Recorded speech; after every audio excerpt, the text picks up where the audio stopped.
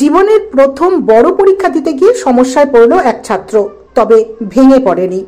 শারীরিক অসুস্থতা নিয়ে হাসপাতালের বেডে বসেই পরীক্ষা দিচ্ছে সে। 10 ফেব্রুয়ারি সোমবার থেকে শুরু হয়েছে পশ্চিমবঙ্গ মধ্য শিক্ষা পর্ষদের মাধ্যমিক পরীক্ষা। আজ শনিবার চলছে অঙ্ক পরীক্ষা।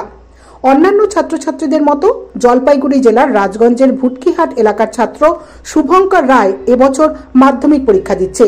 সে বন্ধুনগর দেবেন্দ্রনাথ হাই স্কুলের ছাত্র।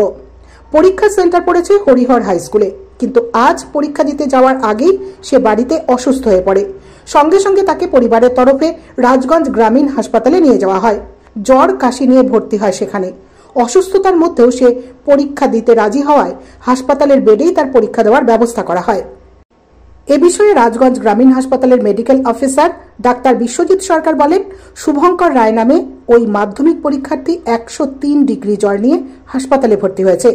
এছাড়া অন্যান্য কিছু সমস্যা রয়েছে। জ্বর থাকার কারণে ডেঙ্গু, ম্যালেরিয়া, টাইফয়েড সহ আনুষঙ্গিক পরীক্ষা করা হচ্ছে। এখন তার অবস্থা স্থিতিশীল।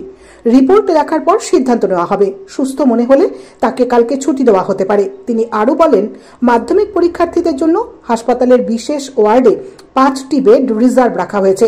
প্রয়োজনে বেড সংখ্যা বাড়াতে হলে সে ব্যবস্থাও করে রাখা আছে। গত কয়েকদিনে কয়েকজন পরীক্ষার্থী হাসপাতালে চিকিৎসা করিয়ে ফিরে গিয়েছে। বর্তমানে একমাত্র শুভঙ্কর নামে ওই পরীক্ষার্থী ভর্তি রয়েছে। আশা করি আগামী পরীক্ষাগুলি শুভঙ্কর বাড়ি থেকেই দিতে পারবে। পেশেন্টের নাম শুভঙ্কর রয়, 16 ইয়ারে অফ এজ। অ্যাকচুয়ালি আজকে সকাল 7টার দিকে ও আসে। আমাদের যিনি অন ডিউটি মেডিকেল অফিসার ছিলেন উনি দেখেন। Actually day 3 of fever with calf.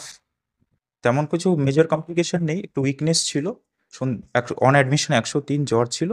আমাদের অন ডিউটি মেডিকেল অফিসার যিনি ছিলেন উনি অ্যাডমিট করেছেন। আজকে আমাদের পুরো ফিভার প্যানেলটা গেছে, ডেঙ্গু, ম্যালেরিয়া, টাইফয়েড, আরও যাবতীয় যা দরকারি ব্লাড টেস্ট আছে সব ইনভেস্টিগেশনগুলো গেছে। আমরা হয়তো সন্ধ্যের মধ্যে রিপোর্টও পেয়ে যাব। পেশেন্ট যদি ভালো থাকে আমরা কালকে ছুটি করে দেবো। রিপোর্টস দেখে আমরা সিদ্ধান্ত নেব কি করা যায়। এখন আপাতত পেশেন্ট আজকে ওর ম্যাথমেটিক্স এক্সাম, ও এক্সাম দিচ্ছে।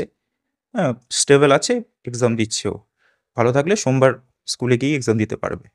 মাধ্যমিক পরীক্ষার্থীদের জন্য আমাদের এই স্পেশাল ওয়ার্ড আছে, যেখানে আমরা অলরেডি 5টা বেড রিজার্ভড রেখেছি।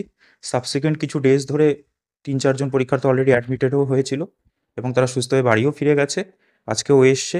5টা বেড ফুল হয়ে গেলে আমাদের আরও যাতে বেড বাড়ানো যায় সেই ব্যবস্থাও রয়েছে।